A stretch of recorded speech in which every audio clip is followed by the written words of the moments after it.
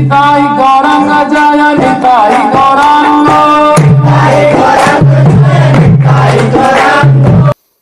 বিষয় তৃষ নর পশব য উপাসতে বিভূতি ন পরম তাম তেষা মাসি সঈশ তদনু বিনশন্তি যথা রাজকুলম। বিষয় তৃষ নর পশব য উপাসতে বিভূতির্ন পরম তাম তেষা মাসি সঈশ তদনু বিনশন্তি যথা রাজকুলম। অনুবাদ: হে পরমেশ্বর ভগবান, যে সমস্ত বুদ্ধিহীন ব্যক্তিরা জড় সুখ ভোগের পিপাসু এই দেবদেবীর উপাসনা করে তারা নরপশু তুল্য। চিত্রকেতু মহারাজ বলছেন, ভগবানের এত করুণা, তিনি অনন্ত রূপে বিস্তার করে প্রত্যেক জীবের হৃদয়ে বসে তার মনোবাসনা পূর্ণ করছেন। একং বহু নাম য বিদধাতি কামান, তিনি সকলের ভরণ পোষণ, তিনি সকলের দায়িত্ব গ্রহণ করেছেন। আমরা চৈতন্য চরিতামৃতে পড়ছিলাম গত বৃহস্পতিবার, যেখানে নীলম্বর চক্রবর্তী ঠাকুর বলছেন, এই নিমাই তার এক নাম হচ্ছে বিশ্বম্ভর, যিনি বিশ্বে সমস্ত জীবের আহার ও পোষণ দান করেন, বিশ্বে অম্ভর প্রদান করেন, তাই তার নাম বিশ্বম্ভর।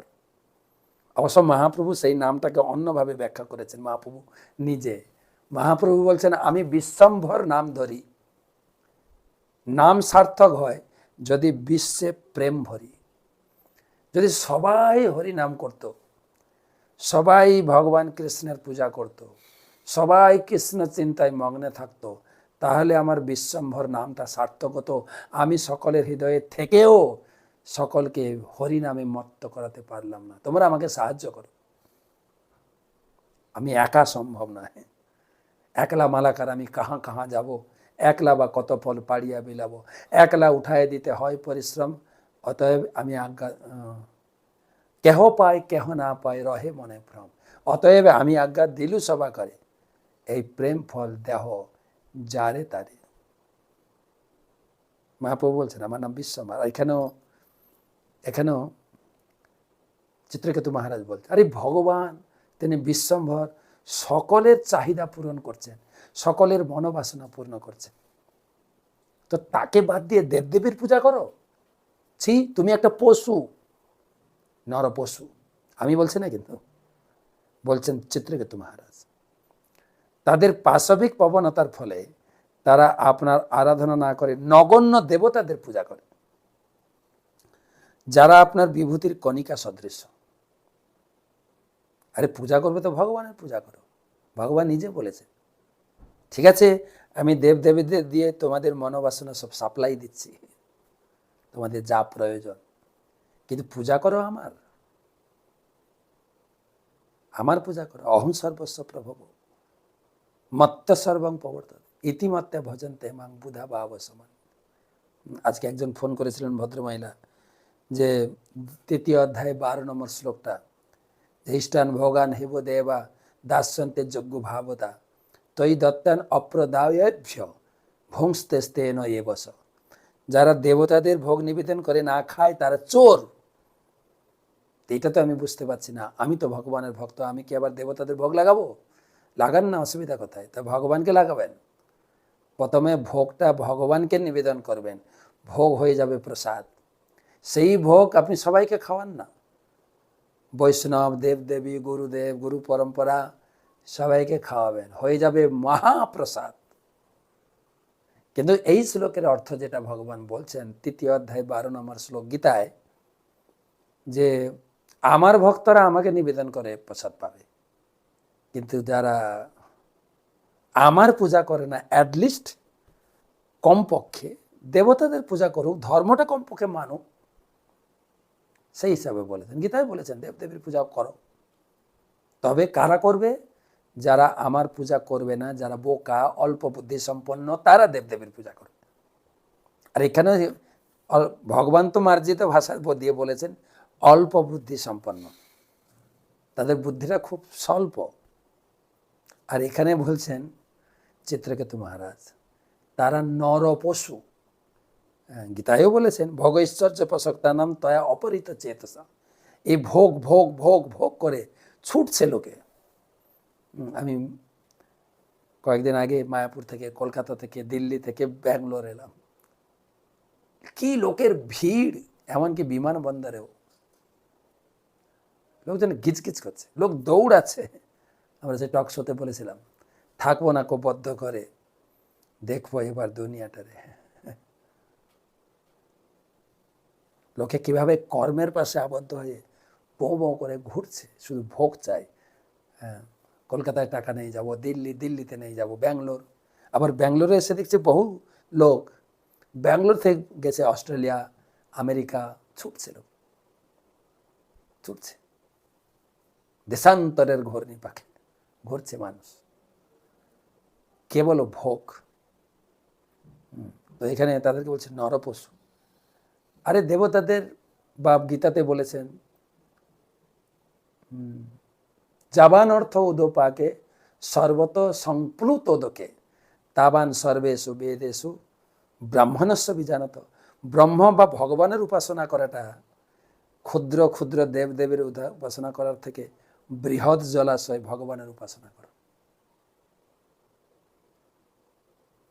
তাই এখানে বলছেন সমস্ত ব্রহ্মাণ্ড যখন লয় হয়ে যায়, তখন দেবতাদের প্রদত্ত আশীর্বাদ, দেবতারও তাদেরও জীবনকাল শেষ হয়ে যায়। ঠিক যেভাবে রাজা ক্ষমতাচ্যুত হলে তার অনুগৃহীত ব্যক্তিদের ভোগসমূহ নষ্ট হয়ে যায়। যখন ব্রহ্মাণ্ড লয় হয়, দেবতাদের বুদ্ধি শেষ। উদাহরণ দিয়েছেন, রাজা ক্ষমতাচ্যুত হলে তার যে আশেপাশের লোকগুলোর ভোগ বুদ্ধি শেষ। বর্তমানকালে দেখেন, যারা আগের সরকার ছিলেন, যেই আমাদের প্রাক্তন মুখ্যমন্ত্রী তিনি ভোটে হেরে গেলেন, বাকি সবাইয়ের ভোগ বুদ্ধি সব শেষ। না হলে তাদের কি দাপট, তাদের কি ক্ষমতা, তাদের কি শাসন, তাদের কি কথাবার্তা, এখন যেন জুজু হয়ে গেছে, সব ভোগ বুদ্ধি। ঠিক সেই রকম এই জগতে দেবতারা কি আমাদের দেবেন? কেবল ব্রহ্মার দিন শেষ হলে দেবতাদেরও প্রাণ শেষ হয়ে যায়, কিন্তু ভগবান আপনার কোনো আদি অন্ত নেই। তাই সবাই ভগবান কৃষ্ণের পূজা করুন। মহাপ্রভু সেটাই শিখিয়েছেন, বলো কৃষ্ণ, ভজ কৃষ্ণ, করো কৃষ্ণ শিক্ষা। বা আমরা ছোটবেলা থেকে ঠাকুমা দিদিবার কাছে শুনেছি, রাখে হরি, সেখানে দেবদেবীর কথা বলা নেই। আমরা আমাদের ঠাকুমা, দিদিমা, মা বাবা, তারা দেবদেবী আর ভগবান সম্বন্ধে স্পষ্ট ধারণা নেই, সব ঠাকুরকে এক বলে মানে। অহো সৌভাগ্যের বলে বৈষ্ণব ধর্মে সদ্গুরুর আশ্রয়ে এসে শিল প্রভুপাদের শিক্ষা পড়ে জানতে পারছি, দেবদেবী, ভগবান, গড, ভগবান হচ্ছেন গড, দেবদেবী হচ্ছেন ডেমি গড। যেরকম আমাদের বর্তমান পশ্চিমবঙ্গের মুখ্যমন্ত্রী হচ্ছেন একজন, আর দুজন হচ্ছেন ডেপুটি মিনিস্টার, উপমুখ্যমন্ত্রী, উপ। তাই ভগবান আর উপদেবতা, ডেমিগড। ভাগবতমে সুখদেব গোস্বামী বলছেন, অকাম সর্বকাম ভা মোক্ষ কাম উদারধি তীব্রেণ ভক্তি যোগেন যজেত পুরুষম পরম। যদি মনে করেন আমি তো এখনো শুদ্ধ হইনি, তা আমি কি দেবদেবী পূজা করতে পারি?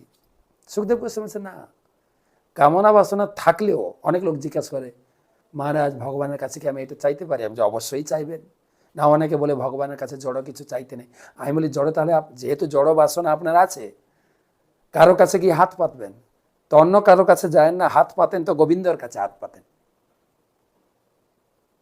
গোবিন্দই আপনাকে সঠিক জিনিস দেবেন, যাতে আপনার জীবনের গতি ঠিক থাকে, জীবনের উদ্দেশ্য ঠিক থাকে। কেন? গোবিন্দ হচ্ছেন প্রকৃত পিতার মতো।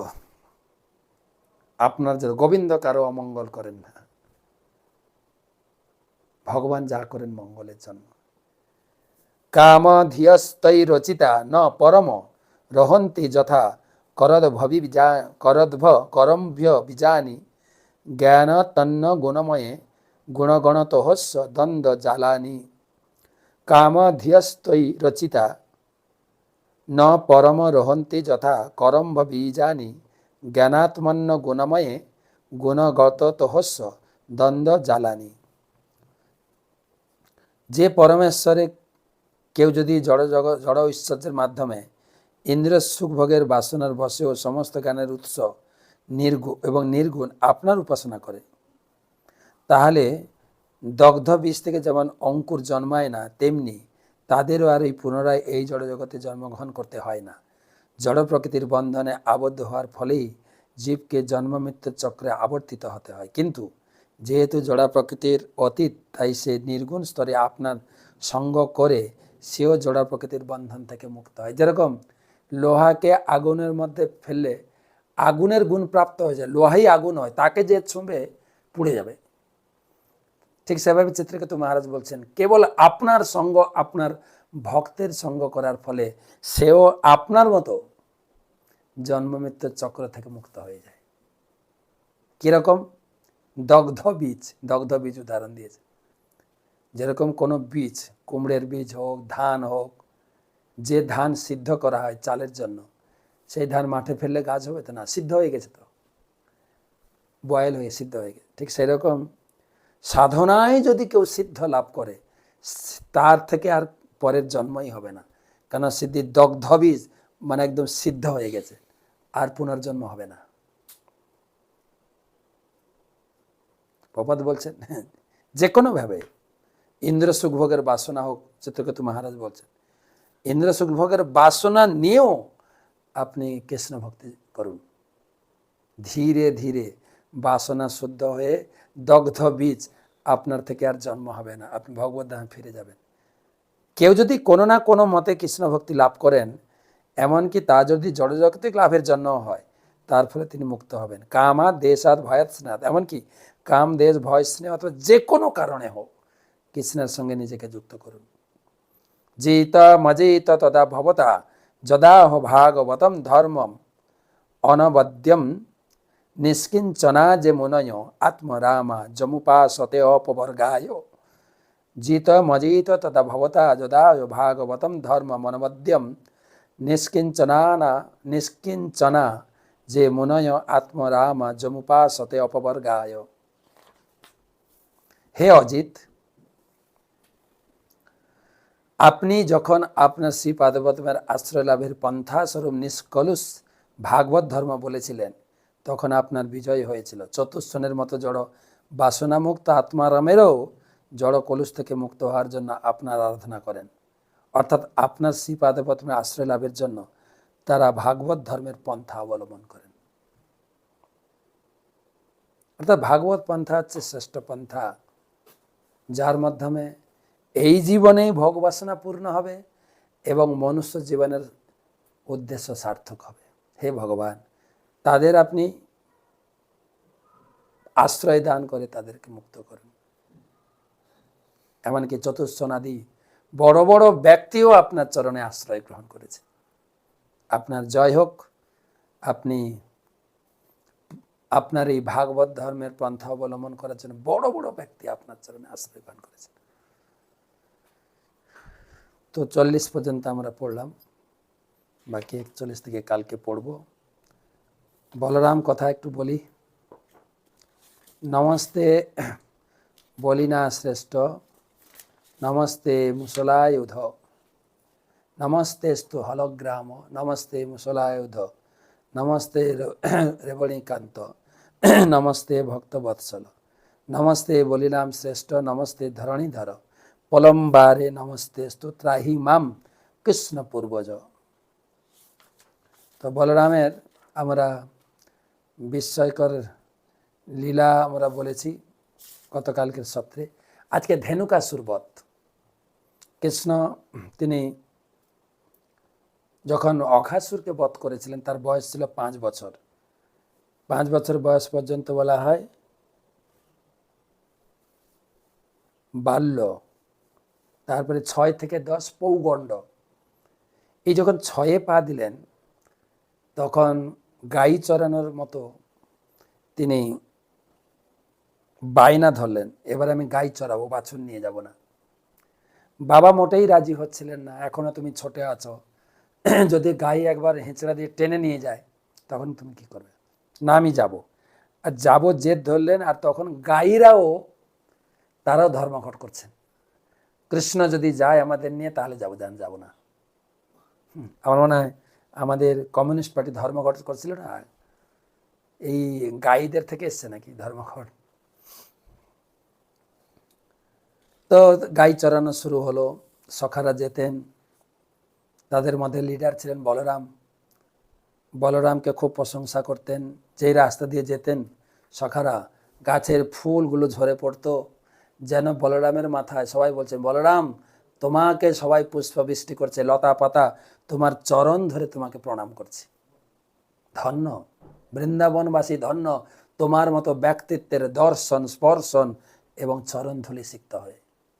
কখনো কোনো খেলাধুলা করে বলরাম কারো মাথায়, কারো কোলে মাথা দিয়ে শুয়ে পড়তেন, সখারা এসে তার শরীর মর্দন করতেন। কৃষ্ণ এসে কখনো পা টিতেন, কখনো গাছের ডাল দিয়ে হাওয়া করতেন, এরকম আনন্দ উপভোগ করতেন। একদিন গাই নিয়ে চড়াতে গেছেন তাল বনে, আর তাল বনে তাল পেকেছে। এই তালের সিজন, তালের সুগন্ধ তাদের নাকে প্রবেশ করে, তাদের তাল খাওয়ার জন্য উন্মাদ হয়ে গেছেন। তারা কৃষ্ণ বলরামের কাছে গিয়ে বলছেন, কৃষ্ণ বলরাম, কৃষ্ণ হে বলরাম বলশালী, আমাদের এই তালের সুগন্ধ আমাদেরকে মাতিয়ে তুলেছে, আমরা একটু তাল খেতে চাই। কিন্তু পাশেই তাল বাগান, কিন্তু সেখানে কেউ গিয়ে তাল খেতে পারে না। ধেনুকাসুর বলে এক অসুর বাস করছে, যার কর্তৃত্ব এমন, কেউ সেখানে যেতে পারে না, যে যায় তাকে খেয়ে ফেলে। এমনকি আকাশ দিয়ে পাখি উড়ে গেলেও সে পাখিকে ধরে খেয়ে ফেলে। চলো না, একমাত্র তোমরা দুজন যদি আমাদের সাহায্য করো বা আমাদেরকে তাল খাওয়াতে পারো, সেইটুকু আশা পোষণ করতে পারি। অনেক অনুনয় বিনয় করতে কৃষ্ণ বলরাম দুজন গেছেন ধেনুকাসুর যেখানে বাস করে। সেখানে গিয়ে বলরাম একটা গাছকে ধরে একটু ঝাঁকানি দিয়েছে, আর উপর থেকে ঢাপ ঢাপ ঢাপ ঢাপ করে তাল পড়া শুরু হয়েছে। আর এই ঢিপ ঢাপ করে তাল পড়তেই ধেনুকাসুর আওয়াজ পড়েছে, আমার বাগানে কেউ ঢুকেছে। একদম তেড়ে মেড়ে এসে দেখে বলরাম তাল গাছকে ঝাঁকাচ্ছে, আর ও এসে পা দিয়ে লাথি মারতে শুরু করেছে। বলরাম কোনো ভূক্ষেপ করেনি, তাল গাছকে ঝাঁকিয়ে তাল পড়ছে, আর সকালে সব তাল নিয়ে খেতে শুরু করেছে।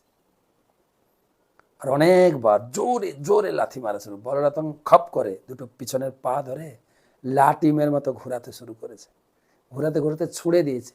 এত ভারী ছিল, একটা তাল গাছের মাথায় পড়েছে, তাল গাছটা মড়মড় করে ভেঙে গেল। আর সেই তাল গাছ, একটা তাল গাছ ভাঙতে কয়েকটা তাল গাছ। আর তার ফ্যামিলিরা সবাই এগিয়ে এসছে কৃষ্ণ বলরামকে আঘাত করার জন্য, বধ করার জন্য। আর সবাই কৃষ্ণ বলরাম এবং তার সখারা পরপর পরপর পরপর এক একটা পা ধরেছেন। বলরাম যেরকম লাটিম দিয়ে ঘুরিয়েছেন, ঘুরে মারছে আকাশে ছুঁড়ে। এবার পুরো তাল গাছ মনে হচ্ছে যেন একটা বিশাল সাইক্লোনের তাল গাছ সব পড়ে গেছে। আর সবাই তাল নিয়ে বেশ আনন্দ সহকারে খেতে শুরু করেছে। ধেনুকাসুরকে বলরাম বধ করেছে। কেন না, ধেনুকাসুর তার আগের জন্মের ঘটনা থেকে দেখা যায় সে ছিল পূর্বজন্মের সাহসিক প্রহ্লাদ মহারাজের বংশে। প্রহ্লাদের পুত্র বিরোচন, বিরোচনের পুত্র বলি, বলির পুত্র সাহসিক। সেও ক্ষমতার দর্বে স্বর্গ পাতাল সব চষে বেড়াত। স্বর্গে ঘুরতে ঘুরতে একদিন গন্ধমাদন পর্বতে তিলোত্তমার সঙ্গে দেখা। তিলোত্তমা স্বর্গীয় অপ্সরা, সাজসজ্জা করে চন্দ্রদেবের কাছে যাচ্ছিলেন। কিন্তু সাহসিক তাকে দেখে খুব অত্যন্ত সুন্দরী ছিলেন। আর অপ্সরা তিলোত্তমা ও সাহসিককে দেখে আকৃষ্ট হয়েছে। আর তারা সেখানে আমোদ কাম ক্রীড়ায় লিপ্ত হতে শুরু করেছে। আর পাশেই ছিল দুর্বাসা মুনির কুটির, সেখানে বসে মুনি ধ্যান করেছেন। এদিকে এদের আনন্দ ফুর্তি কাম ক্রীড়ায়, বিশেষ করে তিলোত্তমার শরীরের গয়নাগাটি, বিশেষ করে পায়ের নূপুরের শব্দে দুর্বাসা মুনির ধ্যানে একটু অসুবিধা বোধ হয়। দুর্বাসা মুনি জানতে পারলেন, আরে মূর্খ কোথাকার, তুমি প্রহ্লাদের বংশে, প্রহ্লাদের পিড়ির লোক, গর্ধবের মতো এখানে যৌনক্রিয়ায় লিপ্ত হয়েছ, গাধা কোথাকার, আমি অভিশাপ দিচ্ছি তুমি গাধা হয়ে জন্মাও। আর তিলোত্তমাকেও অভিশাপ দিয়েছে, আরে তুমি হচ্ছে স্বর্গীয় অপ্সরা, তুমি স্বর্গের দেবতারা তোমাকে ভোগ করবে, আর তা না করে তুমি এখানে অসুরের সঙ্গ করছো, অসুরের প্রতি আসক্ত হয়েছ, তোমাকে অভিশাপ দেয়, তুমি ডাকিনী রূপে এখানে থাকো, ভ্রষ্ট হয়ে যাও। ডাকিনীতে পরিণত হও। আর যেই অভিশাপ হয়েছে দুজন ধরে পায়ে ধরে ক্ষমা চাইতে শুরু করেছে, কান্না করে। তখন মুনি বললেন, অভিশাপ তো ফেরানো যাবে না, তবে হ্যাঁ একটা উপায় করে দিচ্ছি। তুমি গর্দভ হয়ে থাকবে বৃন্দাবনে, 4 লক্ষ বছর তুমি থাকবে। তারপরে ভগবান কৃষ্ণ বলেন আবির্ভাব হবে, তাদের দর্শনে তাদের স্পর্শে তোমাদের উদ্ধার হবে, তোমার উদ্ধার হবে। আর তিলোত্তমার কি হবে? তুমি বানাসুরের কন্যা রূপে জন্মগ্রহণ করবে, উষা। উষা, তোমার নাম হবে উষা। আর যখন অনিরুদ্ধের আলিঙ্গন পাবে তখন তোমার এই ডাকিনী পিশাচ রূপ থেকে তুমি মুক্ত হবে। সেখান থেকে এখানে বাস করতেন। আর বলরাম কেন বধ করলেন? কৃষ্ণ বধ করা নিষেধ ছিল। কৃষ্ণ যখন হিরণ্যকশিপুকে বধ করেছিলেন তখন প্রহ্লাদকে কথা দিয়েছিলেন, তোমার বংশে আমি আর কাউকে হত্যা করব না। সেজন্য কৃষ্ণ হত্যা না করে বলরাম হত্যা করেছেন। তো যাই হোক, আমরা ধেনুকাসুর বধ সম্বন্ধে পড়লাম। কালকে পলম্বাসুর বধ সম্বন্ধে কথা নিয়ে আসবো। শুভরাত্রি।